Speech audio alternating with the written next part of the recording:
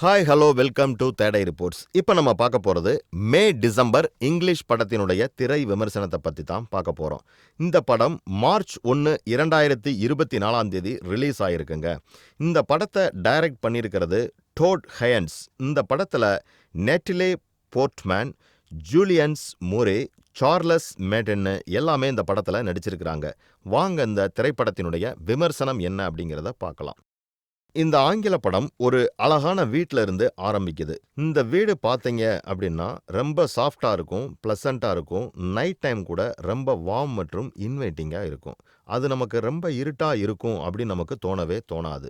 இது டைரக்டரோட டிப்பிக்கலான ஸ்டைல் தான். பட் இருந்தாலும் இது எதுவுமே பார்க்கிற மாதிரி அமைதியா அழகா கிடையவே கிடையாது. ஈவன் இந்த அழகான ஃபீலிங்கோட நமக்கு இந்த கதை போக போக ரொம்ப சொஃபஸ்டிகேட்டிங் அண்டு அன்செட்டிலிங் இருக்கிற மாதிரி தான் தோணும். இந்த படத்தில் 2 பொண்ணுங்களை ஃபோக்கஸ் பண்ணி தான் இந்த படம் ஃபுல்லாகவே இருக்குது. ஸோ ஃபஸ்ட்டு யார் அப்படின்னு பார்த்தீங்கன்னா எலிசபெத். இவங்க ஒரு பெரிய ஃபேமஸான டிவி ஆக்ட்ரஸ். இவங்க கிரேசின்னு ஒரு லேடியை மீட் பண்ணுறாங்க. எலிசபெத்துடைய நெக்ஸ்ட் ரோலுக்கு கிரேசி தான் இன்ஸ்பிரேஷன். ஸோ கிரேசி யாருன்னு பார்த்தீங்கன்னா அவங்க சஹானான்ற இடத்துல இருந்து ஹஸ்பண்ட் ஜோவோட ரொம்ப பெரிய வீட்டில் தங்கியிருக்கிறாங்க.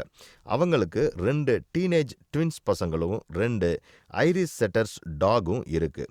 அண்ட் இன்னொரு பையன் காலேஜில் படிக்கிறான். இந்த மாதிரி இவங்க ரொம்ப சந்தோஷமாக இருக்கிறாங்க. ஆனால் டீப்பாக போய் பார்த்து அது அப்படி இல்லைன்னு தான் இருக்கும். ஒரு நாள் எலிசபெத்துக்கு கிரேசி வீட்டுக்கு ஃப்ரண்ட் டோரில் ஒரு பாக்ஸ் கிடைக்குது. அந்த பாக்ஸ் என்னன்னு ஓப்பன் பண்ணி பார்த்தாதான் அவங்களுக்கு தெரியுது அதுக்குள்ள ஃபியசஸ் இருக்குன்னு. ஸோ இதை பற்றி கிரேசி கிட்ட கேட்குறாங்க. இதை கேட்குற கிரேசி அதை பற்றி கொஞ்சம் கூட பதட்டமே படாமல் இது எப்போவுமே அவங்க வீட்டுக்கு வந்துட்டே தான் இருக்குது, இதை விட்டு தள்ளுங்க என்கிற மாதிரி அவங்க சொல்லிட்டு போயிடுறாங்க. இந்த படத்தோடைய டைரக்டர் ரொம்ப அழகான ஒரு ஸ்டோரி டெல்லிங்கோட சர்ப்ரைசிங் மொமெண்ட்ஸோட படத்தை ரொம்ப இன்ட்ரெஸ்டிங்காக எடுத்துகிட்டு போயிருக்காருன்னு தான் சொல்லணும்.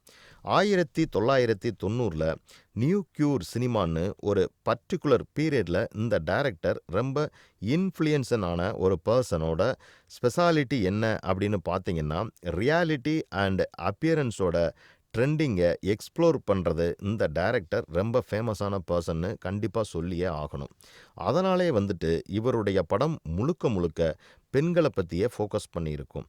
இவருடைய கதைகள் எல்லாமே பார்த்தீங்கன்னா நார்மலாக நம்ம எவ்ரி டே லைஃப்பில் நடக்கக்கூடிய ஒவ்வொரு விஷயமும், வீட்டில் இருக்கிற என்விரான்மெண்ட், அதுக்கப்புறம் பொலிட்டிக்கல் இஷ்யூ, நம்மளுடைய எமோஷன் அப்படின்னு இவருடைய படத்தில் எல்லாமே கலந்து தான் இருக்குங்க. என்னதான் நமக்கு ஆன் தி சர்ஃபேஸ் எல்லோருடைய வாழ்க்கையோட கதை ரொம்ப ஹாப்பியாக தெரிஞ்சாலும் நம்ம அதை திரும்பி பார்க்கும்போது தான் அதில் மறைஞ்சிருக்கக்கூடிய சோகங்களாக இருக்கட்டும் இல்லை கஷ்டங்களாக இருக்கட்டும் அதைத்தான் இந்த படத்தில் ரிவீல் பண்ணுவார் இந்த படத்தினுடைய டைரக்டர்.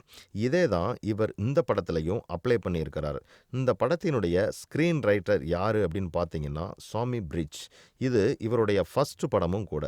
டைரக்டரோட ஸ்டைலுக்கு ரொம்ப அழகாக பிளெண்ட் பண்ணியிருக்காங்க. அது மட்டும் இல்லாமல் டைரக்டரோட ப்ரீவியஸ் படமான for from heaven and Carroll போன்ற படத்தில் இருக்கிற அதே விஷுவல்ஸ், மியூசிக், மெட்டாஃபோர் எல்லாமே இந்த படத்தில் கண்டினியூவாக இருக்குன்னு தான் நம்ம சொல்லணும். அதே சமயம் இந்த 2 படத்தை வாட்ச் பண்ணும்போது நமக்கு ரொம்ப சர்ப்ரைசிங்கான ஒரு ஸ்டோரி ஒன்று இருக்கும். ப்ளஸ் அது நம்ம டீப்பாக போகும்போது நமக்கு அந்த கதை என்னன்னு ஃபுல்லாகவே நமக்கு தெரிய வரும். 1997 மேரி கே லுட்டோனியோ என்ற கேரக்டரோட தான் கிரேசி கேரக்டர் பேஸ்டான மாதிரி இருக்கும். இந்த மேரி யாருன்னு பார்த்தீங்கன்னா 6th கிரேடில் படிக்கிற ஒரு 12 வயசு பையனை செக்ஸுவல் ஹராஸ்மெண்ட் பண்ணனால அவங்கள அரெஸ்ட் பண்ணி ஜெயிலில் இருந்தாங்க. அங்கே அவங்களுக்கு 2 குழந்தைகளும் பிறந்திருக்கும். கடைசியில் அந்த பையனே கல்யாணமும் பண்ணிக்கிட்டாங்க. இந்த மீடியா இந்த விஷயத்தை ஒரு ஃபோர்பிடன் லவ் அப்படின்னு சொல்லி இவ்வளவு பெரிய விஷயத்தை ரொம்ப பர்சினேட்டட் லவ் ஸ்டோரி மாதிரி மாற்றி விட்டுறாங்க. இவங்களுடைய கேரக்டர் மாதிரியே தாங்க கிரேசியோட கேரக்டரும் இந்த படத்தில் இருக்குது. இப்போ கொஞ்சம் கொஞ்சமாக கிரேசியோட லைஃப்பில் என்ன நடந்ததுன்னு அவங்க ஒரிஜினல் பேக் ஸ்டோரி என்னன்னு எலிசபெத்துக்கு தெரிய வருது. அது என்ன அப்படின்னு பார்த்தீங்கன்னா கிரேசி டீச்சர் கிடையாது. அவங்களும் ஜோவும் ஒரு பெட் ஸ்டோர்ல மீட் பண்ணி லவ் பண்ண ஆரம்பிச்சாங்க. ஆக்சுவலா இந்த மாதிரி சின்ன சின்ன டீடைல்ஸ் தான் கடைசியில ரொம்ப பெரிய விஷயத்த சொல்ற மாதிரி இருக்கும். எலிசபெத் கிரேசி 2 பேரும் கிரேசியோட பொண்ணான மேரியோட ஷாப்பிங்க்கு போவாங்க. அப்ப மேரி ஒரு ஸ்லீவ்லெஸ் ட்ரெஸ் போட்டுக்கிட்டு இருப்பாங்க. உடனே கிரேசி மேரிய பார்த்து, "நீ தைரியமான பொண்ணுன்னு தான் சொல்றாங்க. என்னன்னு பார்த்தா சொசைட்டி எக்ஸ்பெக்டேஷன்ஸ கண்டுக்காம கையெல்லாம் தெரியிற மாதிரி ட்ரெஸ் போடுறது தான்." இத கேட்குற மேரிக்கு ரொம்ப அப்செட் ஆகுற மாதிரி இருக்கும். இந்த எக்ஸ்பிரஷன் கிரேசி நோட் பண்ண மாட்டாங்க. ஆனா எலிசபெத் இத பார்த்திருப்பாங்க. அதிலிருந்து இந்த அம்மாவுக்கும் பொண்ணுக்கும் எந்த மாதிரியான ரிலேஷன் இருக்கும்னு ரொம்ப கியூரியஸா இருக்காங்க. ஸோ இப்ப இந்த கடையிலேயே ஒரு சீன் வரும். எப்படின்னா, மேரி அந்த ட்ரெஸ்ஸை ட்ரை பண்ணும்போது எலிசபெத்தும் கிரேசியும் அடுத்தடுத்து உட்கார்ந்துப்பாங்க. இப்ப 2 பேரோட சைடுகளுமே கண்ணாடி இருக்கும். எலிசபெத் கிரேசியும் அவங்களுடைய ரெஃப்ளெக்ஷனுக்கு நடுவுல உட்கார்ந்துட்டு இருப்பாங்க. ஆல்ரெடி எலிசபெத் கிரேசி மாதிரி இமிடேட் பண்ண ஆரம்பிச்சிருப்பாங்க. ஸோ நம்ம இந்த சீன் பார்க்கும்போது நமக்கு எலிசபெத்தை தவிர்த்து எலிசபெத் நடிப்பால நமக்கு அந்த சீன்ல 3 கிரேசி இருக்கிற மாதிரி ஒரு ஃபீல் இருக்கும். இந்த படத்துல நடிச்சிருக்கிற 2 பேருமே ரொம்ப அழகா அவங்க கேரக்டருக்கு இம்பார்ட்டன்ஸ் கொடுத்து இந்த படத்துல நடிச்சிருக்கிறாங்கன்னு தான் சொல்லணும். எலிசபெத் கிரேசி அண்ட் அவங்க வீடு, அவங்க லைஃப் ஸ்டைல் எப்படி இருக்கும்னு நம்மள ட்ரெண்டிங்கான பிளேஸுக்கு எடுத்துட்டு போற ஒரு ஃபீல் இருக்குங்க. அது மட்டும் இல்லாம எலிசபெத் ரொம்ப ட்ரெண்டஸியான கேரக்டருக்கு நமக்கு தெரிஞ்சா கூட அவங்களுக்குள்ள ஜென்யூனான ஃபீலிங் எதுவுமே கிடையாது.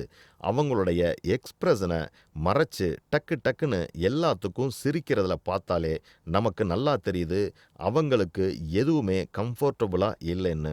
அதே சமயம் நம்ம கிரேசியோட கேரக்டர் பார்த்தோம் அப்படின்னா அவங்க எதுவுமே பிரிட்டன் பண்றதுக்கான அவசியம் கிடையவே கிடையாது. அவங்களுடைய என்டையர் லைஃபே ஒரு பெரிய பெர்ஃபார்மன்ஸ் மாதிரி தான். ஆக்சுவலா வீட்ல ரொம்ப டிவோட்டடான ஒய்ஃப் அண்ட் நல்ல மதரா இருக்க ரொம்ப கன்வியன்ஸ் பண்றாங்க. பட் இருந்தாலும் அவங்களுடைய கேரக்டர் அந்த ஃபேமிலியை எப்படி அஃபெக்ட் பண்றதுன்னு கொஞ்சம் கூட தெரியாம இருக்காங்க. இது அவங்களுக்கு நம்ம தான் ப்ராப்ளம் கிரியேட் பண்றோம்னு அவங்களுக்கு தெரியாமே இருக்கா, இல்லைன்னா அவங்களே அதை இக்னோர் பண்றாங்களாங்கிறது நமக்கு இன்னுமே இது ஒரு பெரிய மிஸ்ட்ரியா தான் இந்த படத்துல காமிச்சிருக்கிறாங்க. என்னதான் இந்த படத்துல ஃபர்ஸ்ட் எலிசபெத் அண்டு கிரேசிய மெயின் ஃபோக்கஸா காமிச்சாலும் அப்படியே நமக்கு ஸ்லோவா ஜோ கிட்ட தான் இந்த அட்டென்ஷன் ஷிஃப்ட் ஆகுது. ஜோ ஒரு டிஃப்ரெண்ட்டான பர்சனா காமிச்சிருப்பாங்க. ஏன்னா அவருடைய லைஃப்ல அப்பாவை ஹஸ்பண்டுன்னு வேரியஸ் ரோல் எடுக்கிற மாதிரி இருக்கும். பட் ஆனால் அவருடைய ரொம்ப பிடிச்ச விஷயமே இந்த மோன்ரெச் பட்டர்ஃப்ளை பார்க்கறது தான். அந்த மோனோரெச் பட்டர்ஃப்ளை வளர்க்கறது தான் அவருக்கு ரொம்ப பிடிச்சமான விஷயமாகும். அதாவது அவ்வளவு கேர் எடுத்து அந்த பட்டர்ஃப்ளையை பார்த்து பாருங்க.